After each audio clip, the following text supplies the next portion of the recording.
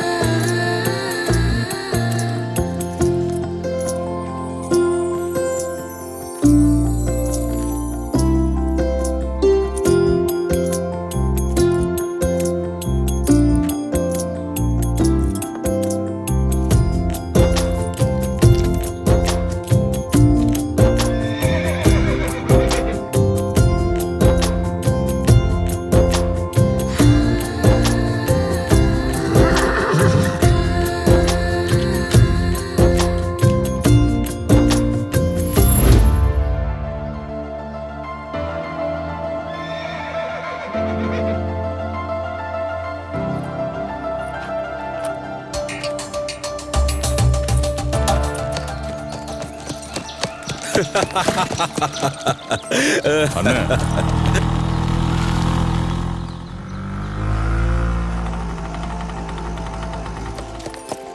ஏய், யார் அது?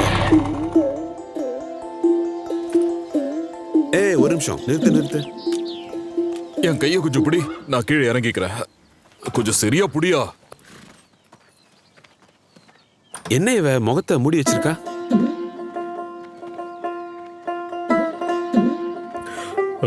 காதர் சார், இவளுக்கு இந்த ஸ்கூட்டி எங்கிருந்து கிடைச்சிருக்கோம்? அதோட கீ என்கிட்ட தானே இருக்கு. நான் டூப்ளிகேட் கீயை யூஸ் பண்ணேன். மூக்குத்திய பெட்டிக்குள்ள வச்சிருக்கிற மாதிரி இதையும் வச்சிருப்பீங்கன்னு தான் நான் யூஸ் பண்ணேன். நீ மறுபடியும் அந்த மூக்குத்தியை எடுத்து போட்டுக்கிட்டியா? நீ மறுபடியும் அந்த மூக்குத்தியை எடுக்கக்கூடாதுன்னு எவ்வளவு தூரம் சொல்லியிருக்க? அது இந்த வீட்டுக்கு வர மருமகளுக்கு ஆசீர்வாதம் பண்ணி கொடுக்கறதுக்கு. அது இந்த ஃபேமிலியோட ட்ரெடிஷன். அதை கழட்டி வை. உங்களுக்கு ஷாவன் தானே பிடிக்கும், என்ன பிடிக்காதுல்ல? ஷாவனுக்கு பொண்டாட்டின்னு ஒருத்தி வருவா, அவன் அந்த மூக்குத்திய போட்டுப்பா, நான் அதை வேடிக்கை பார்க்கணும்ல. இந்த மூக்குத்திய நீங்களே கொண்டு போங்க. இந்தாங்க. தம்பி, ஒரு நிமிஷம்.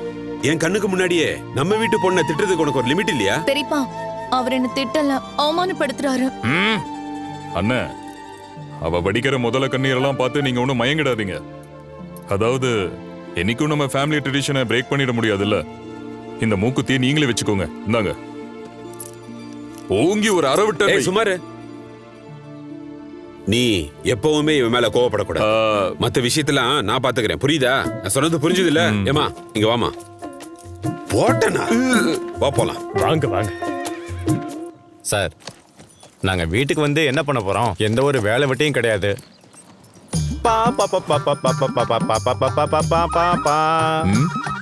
திருவிழாக்கு போய் நாடகம் பார்க்கலாம் சார். இல்ல இல்ல, எனக்கு அதெல்லாம் பார்க்க சுத்தமா பிடிக்கவே பிடிக்காது. ஆனா நீங்க சொன்னீங்கன்னா உங்க கூட வந்துடுறேன். சமீப காலமா இந்த பழைய டான்ஸ் எல்லாம் யாரும் இப்ப பண்றது இல்ல. எல்லாம் மாறி போச்சு. இப்ப லேட்டஸ்டா பிரேக் டான்ஸ்னு சொல்றாங்க. முகத்தை மூடி அத பார்த்து ரசிக்கிறதுக்கு எனக்கு என்ன சின்ன வயசா என்ன? என் பையனும் வளர்ந்து பெரியவன் ஆயிட்டானே. இப்ப அவனும் அங்க இங்கன்னு சுத்திக்கிட்டு இருப்பான்ல. அது ரொம்ப அசிங்கமாயிடு சார்.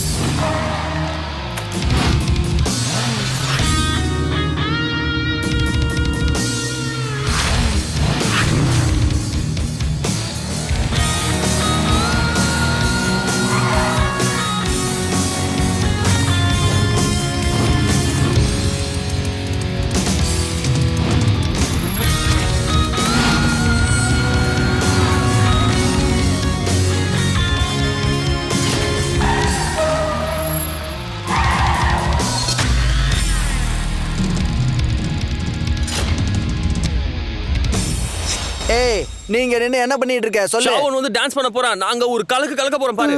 ஷாவன் டான்ஸ் ஆடுவானா? நீ வேணா பாரு. இன்னும் ஒரு வருஷத்துக்கு காசுலா டான்ஸ் தான் நடக்க போகுது. சொல்றது புரிஞ்சுதா? உங்க ஷாவன் டான்ஸ் ஆட மாட்டான். அதெல்லாம் தெரியாது. நீ வாய் மட்டும் பேச ஏய், மாட்டே. நீ மூடிட்டு கம்முனு இரு. அத பாரு, காசுலா வந்துட்டா. எதுக்கு இப்ப சண்டை போடுறீங்க? ஏய், அதெல்லாம் விட்டுதல. நீ வரதுக்கு ஏன் இவ்வளவு லேட்? என்னத்த சொல்றது? மூக்குத்தியோட சேர்ந்து நானும் மாட்டிக்கிறேன். கடவுளே. சரி, அதை விட்டுதல. எல்லாம் ரெடியா இருக்கு. நீ உள்ள போ. உள்ள போய் Dress சேஞ்ச் பண்ணிட்டு ரெடியா இரு. ட்ரெஸ் எல்லாம் ரெடியா எல்லாமே இருக்கா? ரெடி. அப்படின்னா சரி, நீங்க 2 பேரும் இங்க நிக்காதீங்க, அங்க வந்துருங்க. அத பத்தி நீ ஒண்ணும் கவலைப்படாத. நீ போயிட்டே Okay, நான் bye, bye, வந்துறேன். bye. நீ என்னடா பண்ணிட்டு இருக்கீங்க? பா பா பா பா. இது என்ன இப்படி ஆயிடுச்சு? சில விஷயங்கள் ரொம்ப இனிமையா இருக்கு, சில விஷயங்கள் வேதனையும் வலியுமா மாறுது. இனிமையா ரொம்ப சந்தோஷமா, ஆனா இப்ப எல்லாமே கைய மீறி போயிடுச்சு. எதுவுமே இல்லை. ரோஜு பாய், என்னோட ஒரு கேள்விக்கு உன்னால பதில் சொல்ல முடியுமா?